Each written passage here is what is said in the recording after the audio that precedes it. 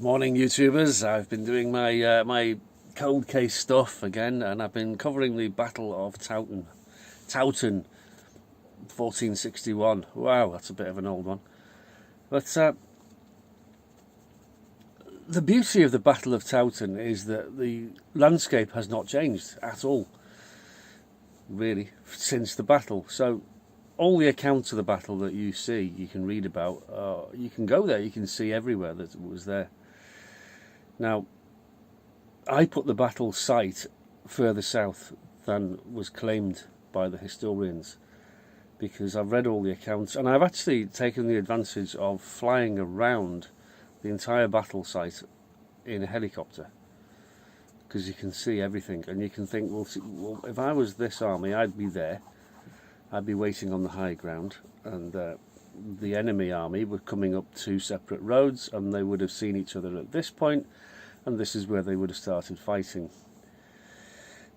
Now the winning side were at the disadvantage, because they were on lower ground, but the wind was behind them, which meant that their arrows carried further, and so the Lancastrian army on the higher ground had to come closer for their arrows to reach the Yorkists.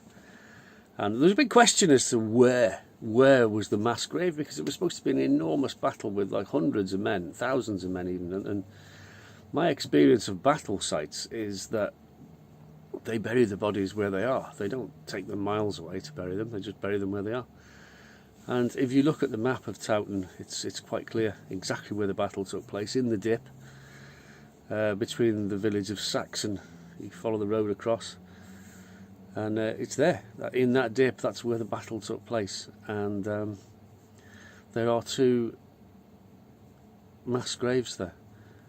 People have said, we don't know where the mass graves are, we don't no idea where they are. Well, they're there, look, it's obvious, you can see they're there, because what would have happened is that they dug two big holes and buried all these people in these two big holes, and it's farmer's field. The farmer doesn't want to plough all those bodies up, does he, next season?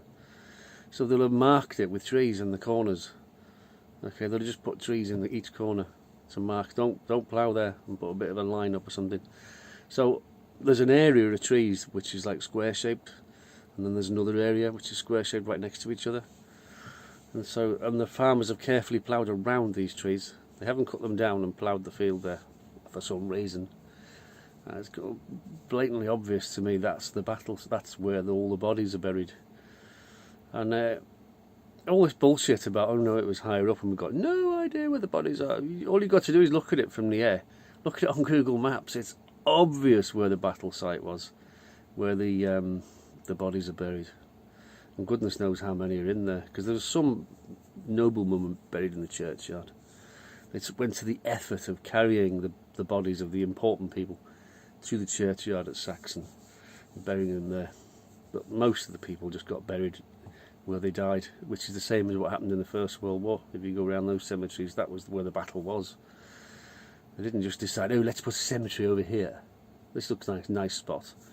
Bollocks, that's where they all got killed. They just dug a hole and buried them right there.